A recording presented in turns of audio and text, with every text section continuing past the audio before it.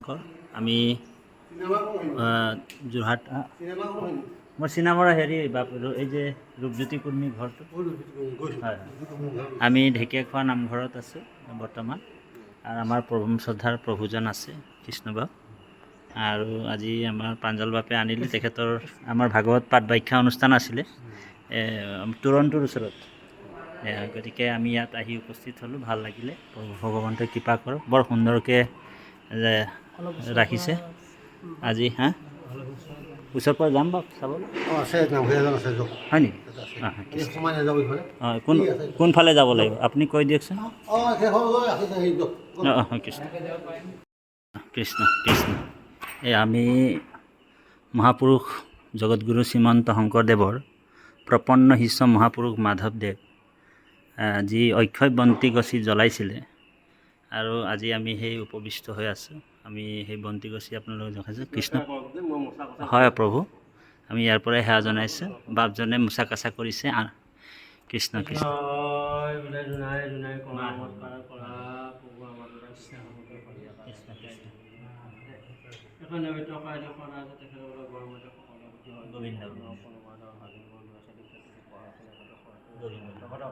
চাকৰিয়া ব্যৱসায় উন্নতি বিধান কৰক ককাই ভাই ঈশ্বৰ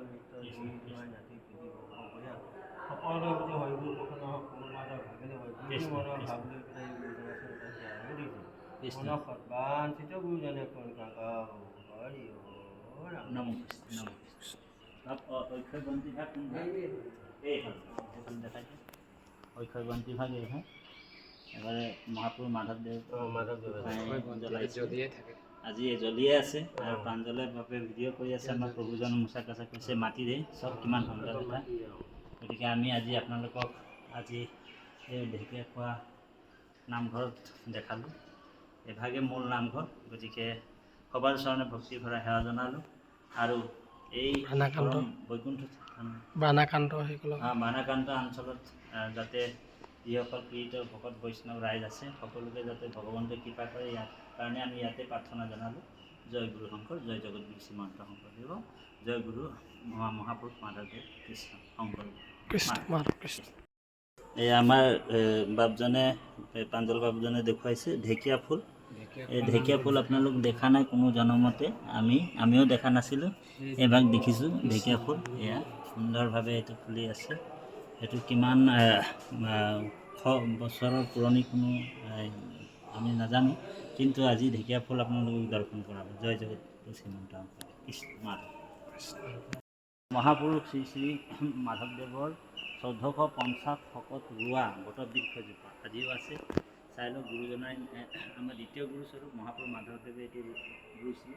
গতিকে কিমান সুন্দৰ হৈ আছে আৰু কিমান ইমান সুন্দৰ ইয়াৰ ছায়াটো এই বটবৃক্ষটো আমি সেৱা জনালোঁ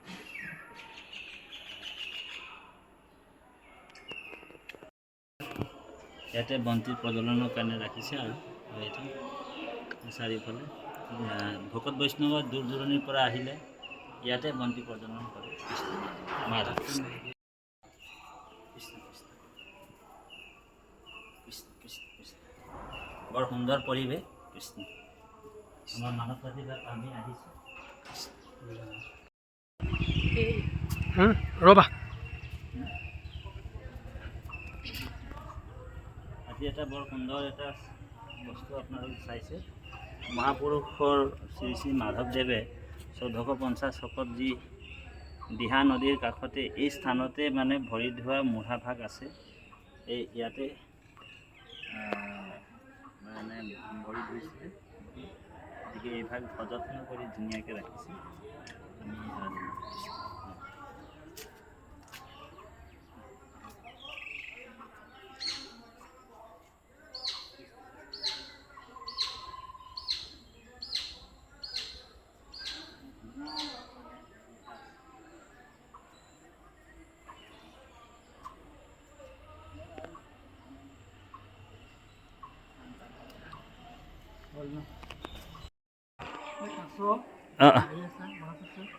কৃষ্ণ কৃষ্ণ এয়া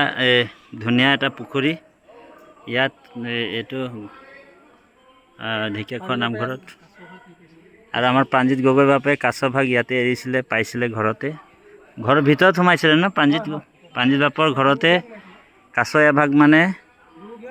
গুৰুগৃহত সোমাই আহিছিলে আৰু সেই কাছ ভাগ প্ৰাণজিৎ বাপে ইয়াতে ঢেকীয়াখোৱা নামঘৰৰ পুখুৰীতে এৰি দিলে আৰু সেয়া প্ৰেক্ষাগৃহ আৰু আমি এইটো পিছ চাইডে আহিছোঁ গতিকে বৰ সুন্দৰ এটা হেৰি পৰিৱেশ ঢেকীয়াখোৱা নামঘৰৰ আমি গোটেইটো আপোনালোকক ছবিটো দেখুৱাইছোঁ উদ্যান এটা খুলিছে সেয়া বৰ ডাঙৰ উদ্যান এটা কিনাৰত কৃষ্ণ কৃষ্ণ এয়া ঢেকীয়াখোৱা নামঘৰ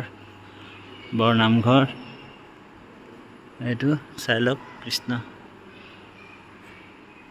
এইটো মূল তোৰণ হয় জানো মূল তোৰণটো নহয় মূল তোৰণটো সেইটো আগফালে দিয়া আছে এইটো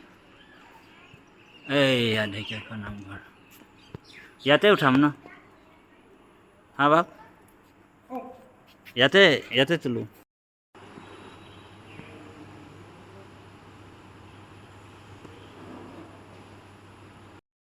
জিলিকিছে